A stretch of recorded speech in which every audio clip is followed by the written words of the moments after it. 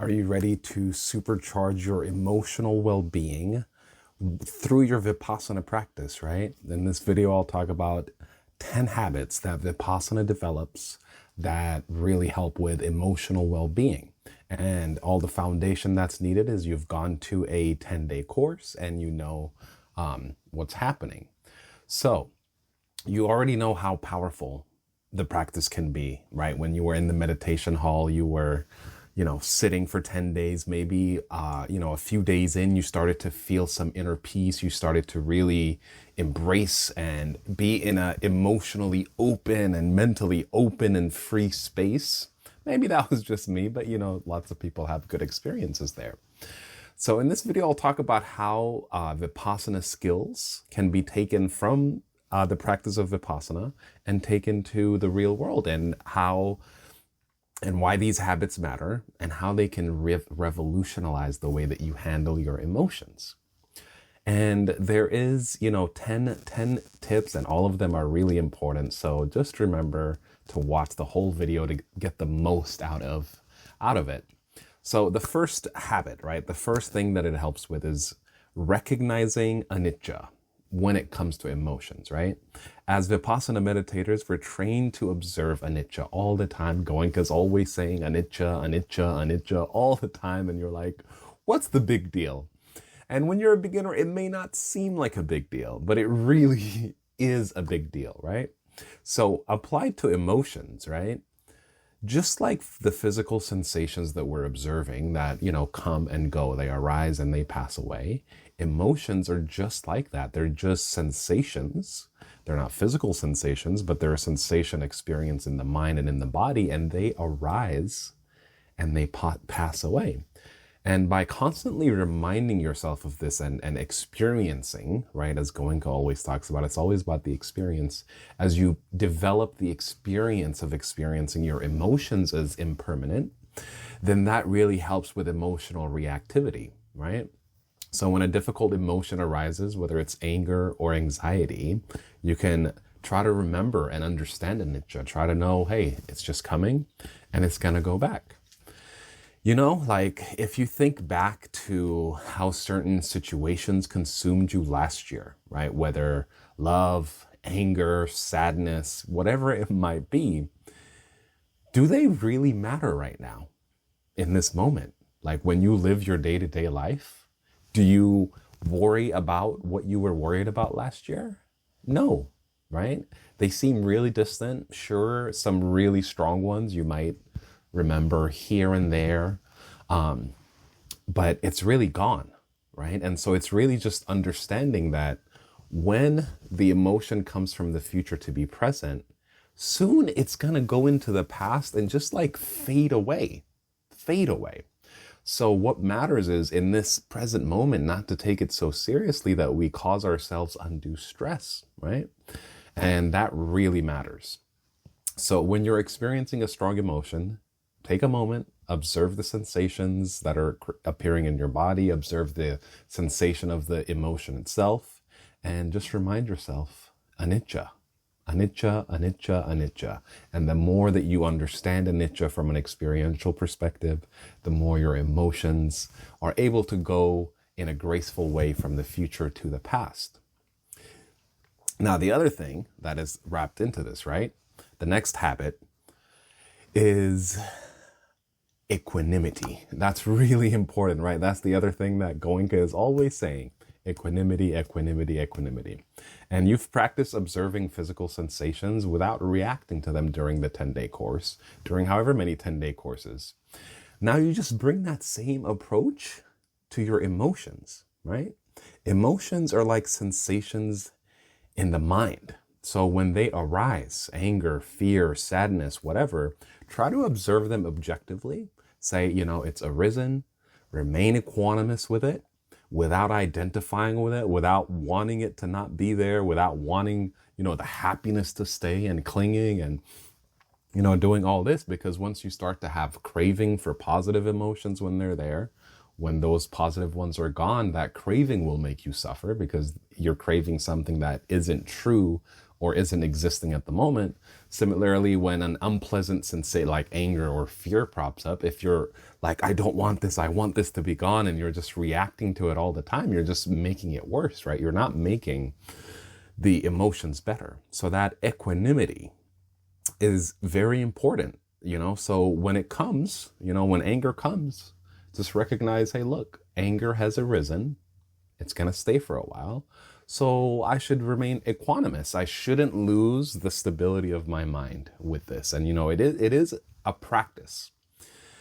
And often a fleeting emotion can snowball into bigger issues, escalating them.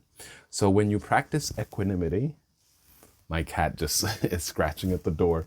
But when you practice equanimity, right, you start to catch the smaller emotions before they snowball, right? You're able to, oftentimes, let's say you're talking to somebody, you can feel the escalation often doesn't go from 0 to 100, right? Let's say to anger. It usually starts with a little bit of irritation, a little bit of maybe lack of understanding. And it builds, right? It builds slowly. And then, you're reacting to the other person a little more irritated. Your voice sounds a little off. And then they are responding with their, responding to how you're reacting. And then you're reacting. And then it creates this to then you get into anger and you get overwhelmed. So learning to practice equanimity at the smaller levels, like with irritation, you're like, all right, irritation has arisen. I'm not going to react to it. I'm going to remain equanimous. You'll be able to remain calm and keep this emotional chain reaction from escalating. And this approach not only helps you maintain your peace, but it also helps to maintain the peace of the other person, and it positively influences even people that are just hearing, right? Because when you can hear when somebody's irritated in their voice, right? You can hear it when they're angry, and you do get affected as a bystander. So you're keeping that from them as well. And as you develop this habit of equanimity, right, you'll find that the emotions first stop escalating to such a high level to where they overwhelm you, right? It's not necessarily that irritation overwhelms you, but anger up here will very quickly take you over and make you say and do things that you don't want to do. So now, this is the third habit from Vipassana that really helps with emotional stability. And this one, very important. I talk about it. Goenka talks about it. It is practicing and developing your Sampajanna, which is basically dual awareness of body sensations as you're doing your daily activities, right? As a Vipassana meditator, you've learned that this is super important to observe. I think you get to day 7 and 8 or one of those days at the 10-day course. And, Goenka says, hey, now you don't rest at all. Don't rest from meditation. You are constantly, whether you're eating, you're walking, you're, sleeping, you're doing all of this, always remain in contact with the physical sensations. And why is this important for your emotions, right? This Sampajanna benefits, right? Benefits, which is, again, Sampajanna, to remind you all, is the clear comprehension of Anicca through the awareness of physical sensations as you are doing other activities. So it's a very specific example. So focusing on it allows you to have a dual awareness, right? You have a different perspective on, let's say, your anger than just your mental story, right? You have your mental story, maybe the anger, you're rolling in what happened, who said what, or what's happening in the situation. And that is one perspective, right? That's your ego's perspective. Then as you're feeling that emotion, you're in contact with the sensations in your body. And let's say you're focusing on your area right here, paying attention to it. Now, as you're experiencing that emotion in your body and in your mind, you have a second view. You have a second internal perspective that really gives you a wider view, right? Because it's like the more angles you can look at something from, the better the understanding you have of it. The more you're able to know, right? For example, I am looking this way. I literally can't see behind me. So if you ask me what's behind me, obviously it's my room. I know this room, but let's say I'm outside in an unfamiliar place. I would only know what's in front of me, and I would not know what's behind me unless I turned around. But now with this, let's say my other perspective, if I had eyes in the back of my head, now I just know more of what's going on. My cat did not even go out when I opened the door. So anyway, it's like you have two eyes, like one in the back of your head, one in the front, and you are just able to have a more 360 view. And that's what Sampajanna allows, you know? And so when it comes to emotional stability, really having a wider perspective helps with whatever situation you're dealing with.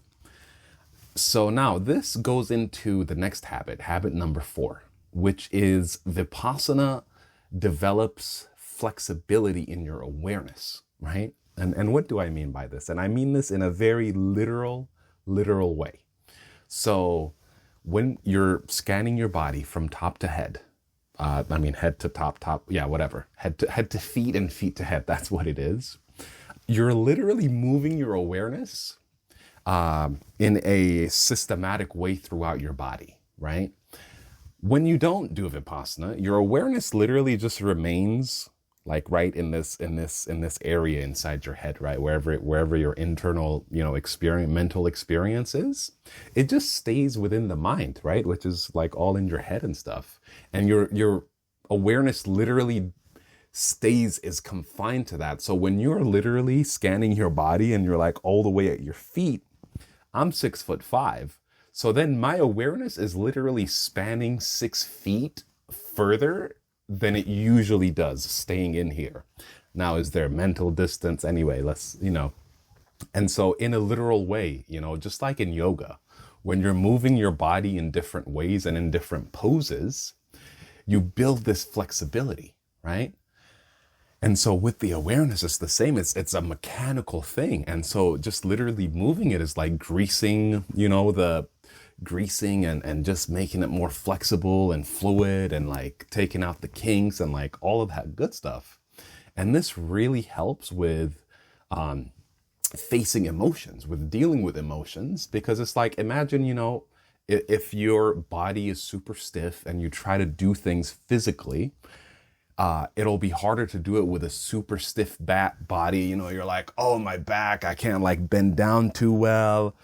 You get more prone to injury and all of this stuff. But then if it's more flexible and loose, and you're able to do more things without injury. So it's the same with your awareness, right? If your awareness is just super rigid and just is like locked in this position inside your head for a long time, and that's all your experience of it, your awareness will be just super rigid, so that when emotions come, you'll be more prone to injury, you'll be more prone to overreact, and you won't have the balance to be able to, deal with it. So that literal flexibility in your awareness that is built allows you to bend with the emotions, right? Instead of just being stiff with it, and then it just comes and steamrolls you.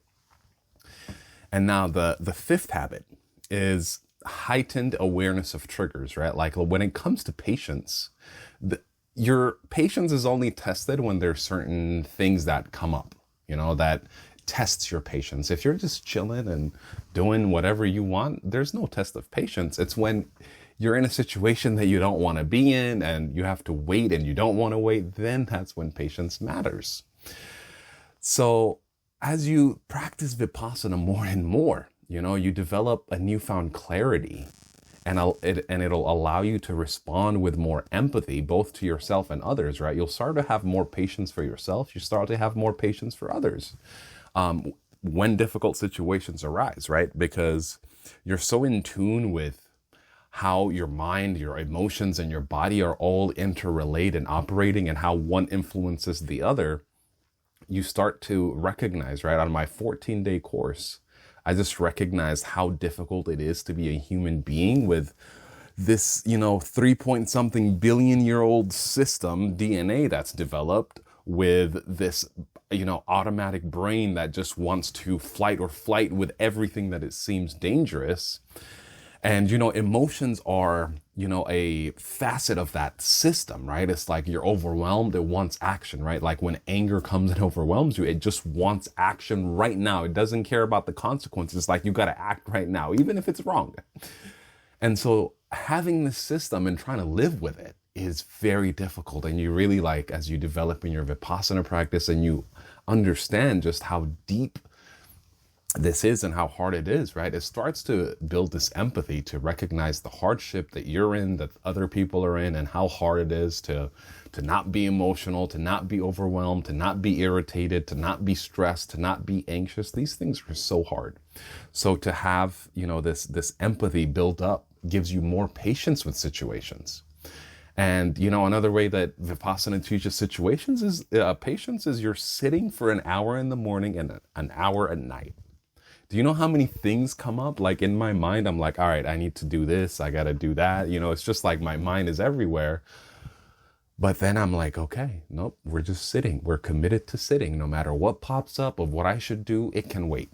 It can wait. There's nothing that cannot wait for me to finish my hour. The laundry doesn't need to be done. The dishes don't need to be done. My phone can wait. I don't need to respond to this text. But all of this stuff that pops up during the 1 hour. And having this power, right, just really helps. Like to be in an uncomfortable situation where, for example, I want to check my phone. It feels uncomfortable when that urge comes and you're saying no to it, right? You're like, no, it's not time for it. But that's really what we need to do with our emotions as well, right? Because emotions can feel really painful, but just like sensations, they will pass. So when emotions do come up and it makes you have the urge to act, I really like using anger in this video, but really any emotion. But for example, with anger, the anger will come and then you'll start to get the urge to do something, to say something, to, strike out. And that patience of, no, now's not the time. No, let's pull this trigger back. We don't have to respond to this trigger. Really helps. And this allows you to give the emotion more time to pass, right? So patience really with emotions leads to more emotional stability and more emotional clarity. Now, habit number 6, right, is working through subtler and subtler emotions, right? As you deepen your practice, you'll begin to notice subtler emotions like irritation, agitation, minor stress, minor subtle anxiety, right? These feelings can affect your peace just as big as like the bigger emotions, like full on anger or full on fear or sadness or depression or all of these things, right? And the more that you meditate, the more adept you become at recognizing and managing these nuanced emotions before they escalate. Because there's really like a snowball effect, right? It's like you're going through your day. This thing might just make you a little irritated. Doesn't make you blow up, but just a little irritated. And then you're moving and this thing makes you a little irritated and this thing a little irritated and this thing a little irritated. And then by the time you get home, your partner says something and you blow up. Not because they said something worthy of blowing up over, but just because these little minor inconveniences have just been building up more and more until you just exploded. So managing these subtle emotions are also very important, right? And Vipassana teaches us through Sampajanna to notice these subtle sensations as it applies, subtle sensations in our bodies as it applies to these subtle sensations. So pay attention to these subtler sensations, pay attention to these subtler emotions, and just address them, deal with them before they've built up to the point where every next thing is making you more and more irritated. So developing awareness of these subtle emotions and being equanimous with them, understanding Anicca with them, really helps you address emotional imbalances before they escalate, which is really important for overall health. I just noticed the doors open. Now, habit number 7, let go of your ego and don't take your emotions personally. Now, this one's hard, right? One of the things in Vipassana, in the Buddhist teachings anyway, is this idea of non-self, right? And how it applies to this, right? To emotional stability is, let's just confront the truth. Reality is not always positive. What happens in your life is not always positive. There's going to be sickness, there's going to be loss, there's going to be unwanted situations happening. There's going to just be negative things happening to you, whether it's from a person, a situation, whether it's your own mind, right? We have so much internal negativity as well, right? Accepting that this is how life is, that life has positives and negatives, right? It is some of both, and it doesn't cater to us, right? It doesn't cater. So basically, how does this connect to the idea of non-self, right? So the idea of self, might give you belief that when a negative emotion or a negative situation arises, that it doesn't need to happen to me, or that I am special and I am somehow shielded from the negativities of life, right? You have this illusion, like you're so surprised when a negative thing happens. You're like, how could this happen to me? I am so special. And so someone with a very high ego and high sense of self, and everything centers around them, when negative emotions come, negative situations, they are so disillusioned that they're like, why is this happening? Now, when you soften your ego and you really understand, okay, look, life and reality don't revolve around me and my wants and my desires and all of these things. Life, reality, the universe is like its own happening. Like it is what it is, right? Whatever's happening is just happening for whatever reason. And I'm just a byproduct, right? I'm just like an outcome or a byproduct, and I am not the center. Now, this creates, allows you to deal with emotional challenges more gracefully and with like more awareness, right? And another thing is, when we have a really big ego and a big idea of self, right, we tend to personally identify with the emotions and take them personally, right? And instead of understanding that emotions, situations are just arising to pass away, right? Whether that's bad situations, good situations, whatever it is, it comes and it goes. And every human, right? Every human will experience the death of all their loved ones, will experience the death of themselves, will experience sickness, will experience anger, will experience like, it's just literally everybody is going to experience it. And understanding that, you're like, okay, so when it does come, you're like, oh, so it's my turn to deal with the death of my mother. Now, sure, some people, the kids die before the moms and dads, and that is so unfortunate. But let's just say on average, the parent will die before the child. Then it's like everybody understands, look, my parents are going to die. I'm going to deal with this at some point. Like, it's going to come. I'm not shielded from it. My parents are not going to be free from death, right? That's just the truth. And that's just how it is. And so when it does come, understanding like, look, it's just my turn to feel this. And I'm not going to take it personal, right? Like, the world is not attacking you when your parents die, right? It's just your turn to experience it.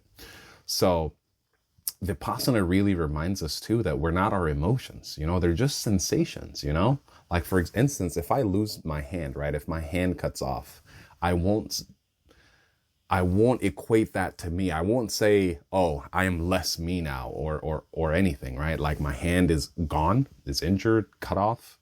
I'm still me, and my body doesn't define me. And in the same way, it's like with emotions. It's not me. Like, I'm not my emotions. And so I need to take it less personally. So in practice, the next time that you feel anger or hurt, just remind yourself that it's not you, that you are not the emotion, and that it's a passing phenomena, and that many other people, will go through heartbreak, will go through whatever it is you might be feeling, and it's just simply your turn.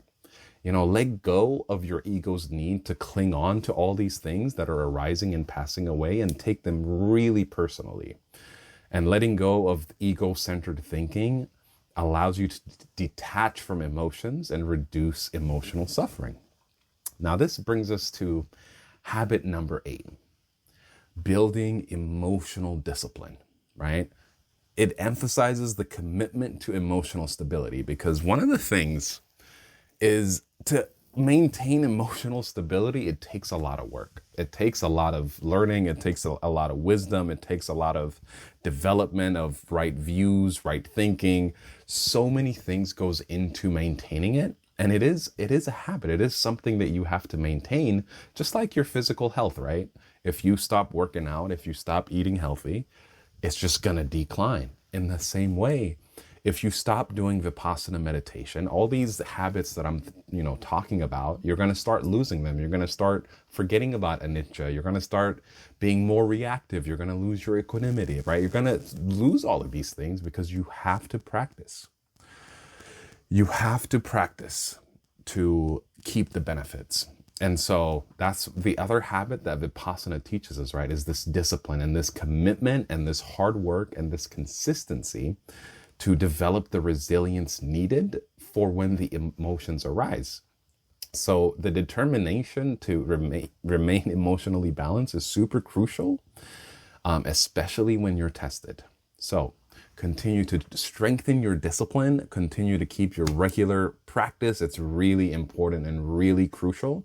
And you should make your daily Vipassana meditation non-negotiable. Like you should not miss it for anything, right? And treat them as a time for many, many things. And one of them is to really reinforce emotional strength, build emotional discipline, and be able to handle life's ups and downs. Now, the other habit, that habit number 9 that is taught, is using breaks throughout the day, right? When we're at a 10-day course, in the, first 6-7 days before Goenka says we should all do Sampajanna, there's rest periods, right? There's rest periods, from 6:30 to 8 around breakfast, 11 to 1, whatever, there's like break times where you just do whatever you want, go on a walk, do all of that kind of stuff. But applying that into real life is the opposite, is actually making more time in your day for shorter meditations, right? And giving your emotional state mini breaks can help you reset your emotional charge. So what do I mean by this? So, everybody, well, I'm not going to say everybody.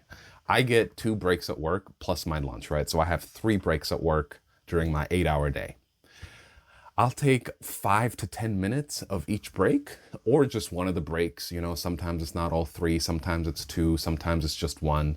But I just try to get in like a quick 10-minute meditation throughout the day.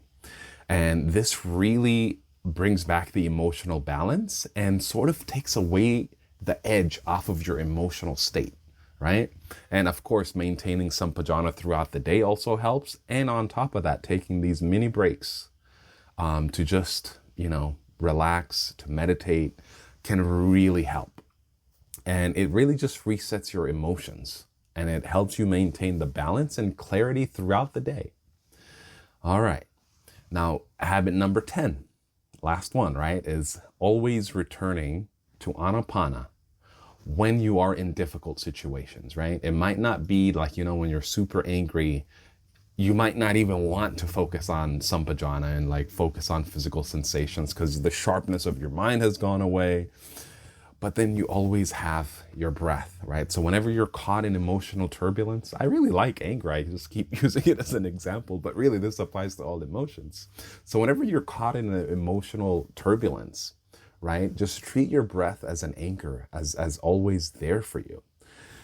And this is, really important. The next time you feel super overwhelmed by emotions, or even like in the middle of, maybe you're yelling at somebody and you just catch yourself, like really just go back to your breath, focus on Anapana, maybe take intentional breathing, and then, get into a better mental state, return to Sampajanna, take care of whatever you need to take care of. And just remember, the breath is always there. The breath is always there. Now, I'm thinking maybe I should have made this the first point, because it's like the most applicable. But anyway, that's what it is. So by incorporating these 10 habits from Vipassana, these 10 habits that Vipassana builds, into your daily life, you won't just be practicing Vipassana, you'll be embodying Vipassana, you'll be experientially living the Vipassana life, which is, what Goenka what these 10-day courses are really about. It's not just, oh, here's some ideas and live with the ideas. It's like, no, how do you apply these ideas? How do you develop these skills, through your meditation on a daily basis?